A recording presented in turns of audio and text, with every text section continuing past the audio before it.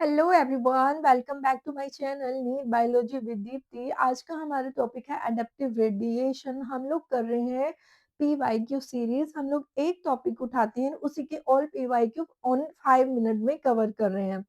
Class है 12, chapter है evolution and the topic है एडेप्टिव रेडिएशन। स्टूडेंट्स, क्या होता है एडेप्टिव रेडिएशन?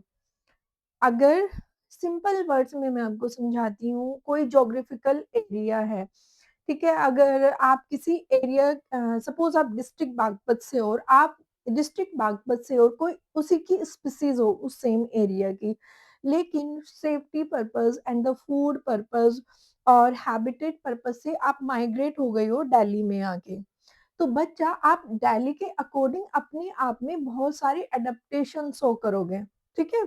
आपकी बॉडी अडेप्ट हो जाएगी और हो सकता है आपकी बॉडी में कुछ चेंजेस भी आए और जो आपकी एक जनरेशन से नेक्स्ट जनरेशन ट्रांसफर होते जाएं, उसी को कहते हैं अडेप्टिव रेडिएशन। Okay, evolution. तो definition of adaptive radiation,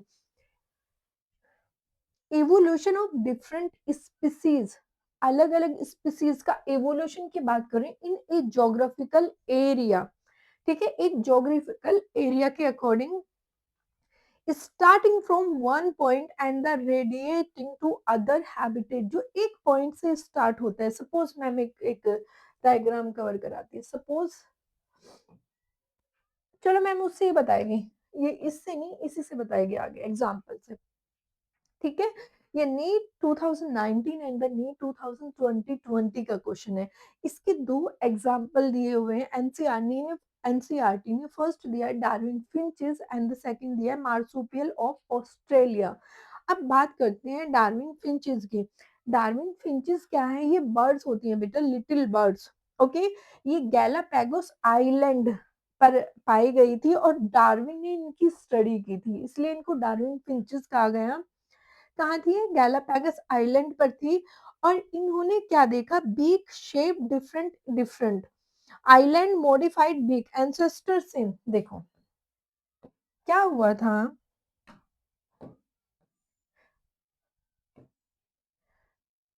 Charles Darwin थे, ओके। चार्ल्स डार्विन थे, गैलापैगस आइलैंड पर गए। उन्होंने वहां क्या देखा कि वो एक के साथ साथ कई सारे आइलैंड एक साथ थे। वहां पर एक छोटी चिड़िया थी, ठीक है।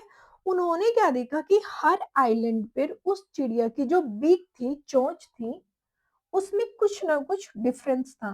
किसी की चोंच ऐसी थी, लेकिन देखो बेटा, इसकी चोंच अलग है, इसकी चोंच अलग है और इसकी चोंच अलग है। तो उन्होंने क्या कंक्लूजन निकाला कि जिस चिड़िया को इजीली फ्रूट अवेलेबल हो गया है, ठीक है, तो उसकी चोंच कैसी है? उसको इजीली फ्रूट अवेलेबल हो रहा है तो उसकी चोंच ऐसी है, ठीक है। लेकिन कुछ चिड़िया को बहुत मतलब इजीली फूड अवेलेबल नहीं है, वो वॉर्म खा रही है, तो उसकी चोंच थोड़ी और अलग हो गई। एक चिड़िया ऐसी है जिसको हंटिंग करना पड़ रहा है, उसकी चोंच अलग हो गई। तो उन्होंने बताया कि इन सब के जो फिंचेस थी, ये सब एक आइलैंड पर थी, ठीक है।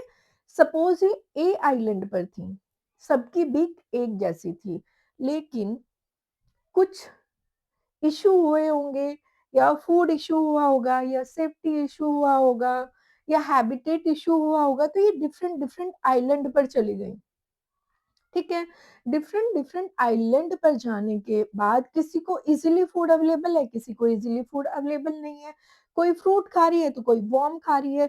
तो उनकी जो बीक है वो अकॉर्डिंग टू एनवायरमेंट, ओके, उन्होंने अडेप्टेशन किया और उनकी जो चोंच है उसी अडेप्टेशन के अकॉर्डिंग उन्होंने शेप को वो किया, और वो शेप जो है वो मतलब one generation to next generation transfer होती चली गई। तो उन्होंने यही बताया।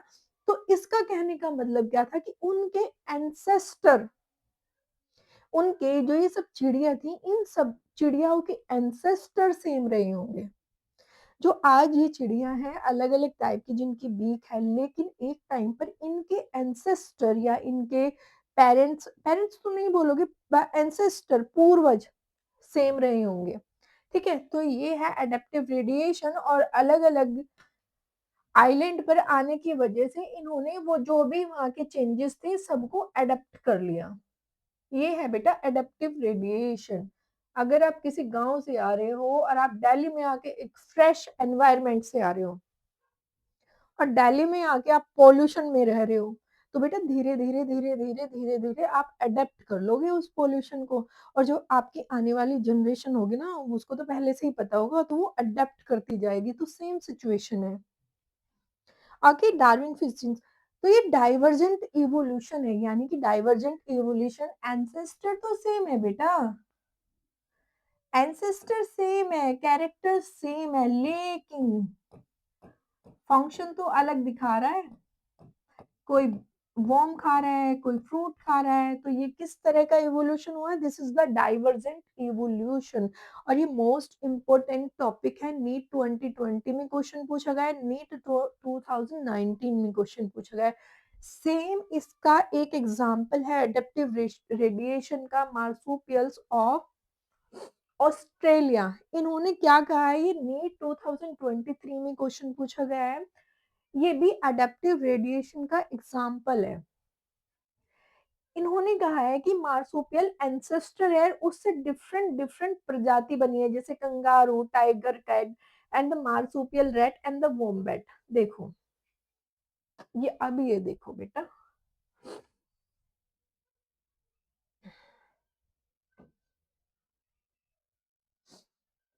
उन्होंने बताया कि आपने वो पढ़ा है थ्योरी कि आपने एक थ्योरी पढ़ी है कि पहले ऑल कॉन्टिनेंट एक जगह ही मिक्स थे, ऑल प्लेट एक ही जगह थी और सब लोग आपस में, सारे कॉन्टिनेंट आपस में जुड़े हुए थे, ऑस्ट्रेलिया, अफ्रीका, इंडिया, ये सब आपस में जुड़े हुए थे। लेकिन जैसे प्लेट टेक्टोनिक थ्योरी आती है तो प्लेट अलग अलग होना शुरू हो गई, तो ऑस्ट्रेलिया टूट के अलग हो गया, अफ्रीका टूट के अलग हो गया और कॉन्टिनेंट टूट के अलग हो गए। ज्योग्राफी का कॉन्सेप्ट है, तो उसके अकॉर्डिंग जब सारी ऑल कॉन्टिनेंट एक जगह थी तो ऑस्ट्रेलिया भी तो जुड़ा हुआ था, तो ऑस्ट्रेलिया में एक क्या था, मार्सुपियल था।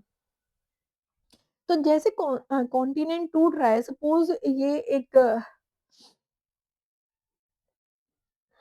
ओके, सपोज ये कॉन्टिनेंट है, ओके, इस पे एक मार्सुपियल है, ओके, लेकिन जब ये अलग से टूटेगा ना, यहाँ से टूट रहा है, यहाँ से टूट रहा है, यहाँ से, ये 10 पार्ट्स में डिवाइड हो गया, 5 पार्ट्स में, तो जो 5 में टूटेगा, कुछ 1 पार्ट पे रह गए स्पीसीज, कुछ 2 पार्ट्स पे स्पीसीज, कुछ 3 पे, कुछ 4 पे। तो इस तरह से जब कॉन्टिनेंट टूटा था तो जो ये मार्सुपियल था वो अलग अलग जगह चला गया, तो अलग अलग जाने की वजह से उन्होंने क्या बनाया, तो एक मार्सुपियल एक कॉमन एंसेस्टर था, तो अभी वो ऑस्ट्रेलिया में थे, ठंडा मौसम था, लेकिन वो अब अलग अलग कॉन्टिनेंट में आ गए, अफ्रीका आ गए, तो वो अफ्रीका आ गए तो इक्वेटर के पास आ गए तो बहुत ज्यादा गर्मी बढ़ गई, तो उन्होंने क्या किया, कुछ अडेप्टेशन कर लिया और अडेप्टेशन करके अलग अलग स्पीसीज में वो कन्वर्ट हो गया। कुछ ने बनाई नेटिव कैट, यानी कि एक स्पीसीज है, सेम स्पीसीज से बनी है, किसी ने बनाया नेटिव कैट बनाया, किसी ने बनाया शुगर ग्लाइडर बना, मार्सुपियल मोल बन गए एंड द कंगारू बन गए एंड द वॉम्बैट बन गया, और ये मार्सुपियल माउस बन गए और नॉम बैट बन गए। यानी कि कहने का मतलब ये है बेटा कि इनका एंसेस्टर एक ही रहा है, पूर्वज एक रहा है, और according to environment, according to situation, ये चेंज होके इन्होंने डिफरेंट डिफरेंट स्पीसीज में बदल गए हैं। तो ये था अडेप्टिव रेडिएशन इवोल्यूशन का मेन एग्जाम्पल, बहुत इंपॉर्टेंट है बेटा, अगेन एंड अगेन क्वेश्चन पूछा जा रहा है।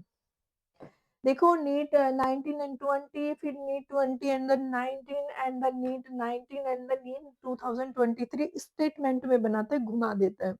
आई होप सो बच्चों आपको समझ में आया होगा। Have a good day to all of you.